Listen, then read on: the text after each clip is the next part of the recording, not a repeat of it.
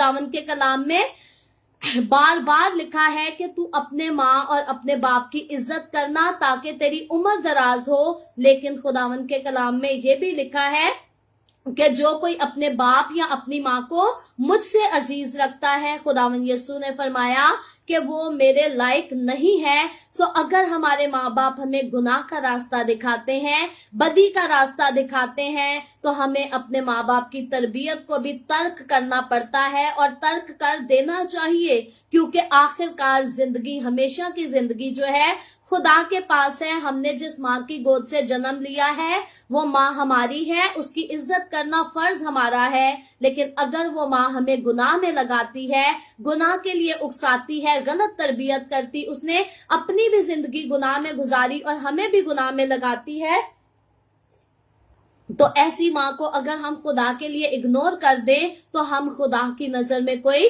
गुनाह नहीं करते। अलबत्ता अपनी माँ को भी तौबा का कलाम सुनाया जा सकता है, अपनी माँ के लिए भी दुआ की जा सकती है कि खुदा मेरी माँ को, मेरे बाप को तौबा के लिए तैयार करे।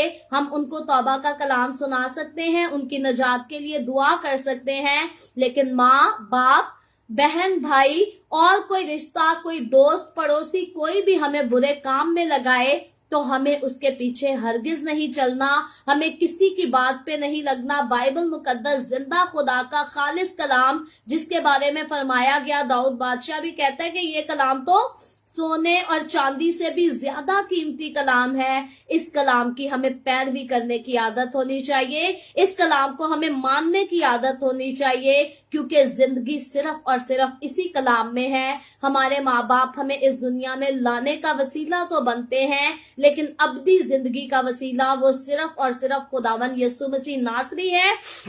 और खुदावंद यीशु मसीह नासरी के अलावा याद रखें कि और किसी ने किसी से कभी हमेशा की जिंदगी का वादा नहीं किया, क्योंकि हमेशा की जिंदगी सिर्फ और सिर्फ खुदावंद यीशु के पास है। कि अगर हम खुदावंद के फरमाबरदार रहेंगे तो खुदावंद को पसंद आएंगे, खुदा से बरकत हासिल करेंगे, और अगर नाफरमान हो जाएंगे तो फिर हम खुदा को कभी अपनी जिंदगी से, कामों से खुश नहीं कर पाएंगे।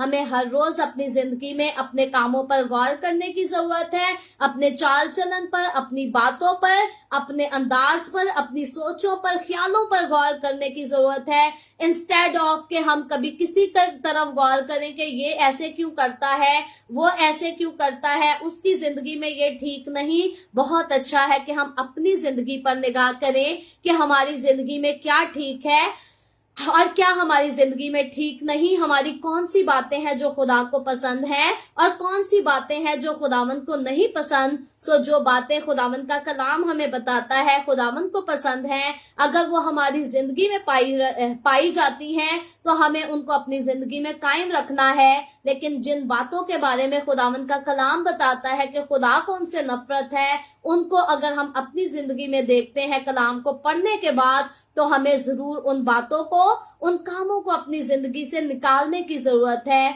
और खुदावंद की फरमाबरदारी में कायम रहने की जरूरत है।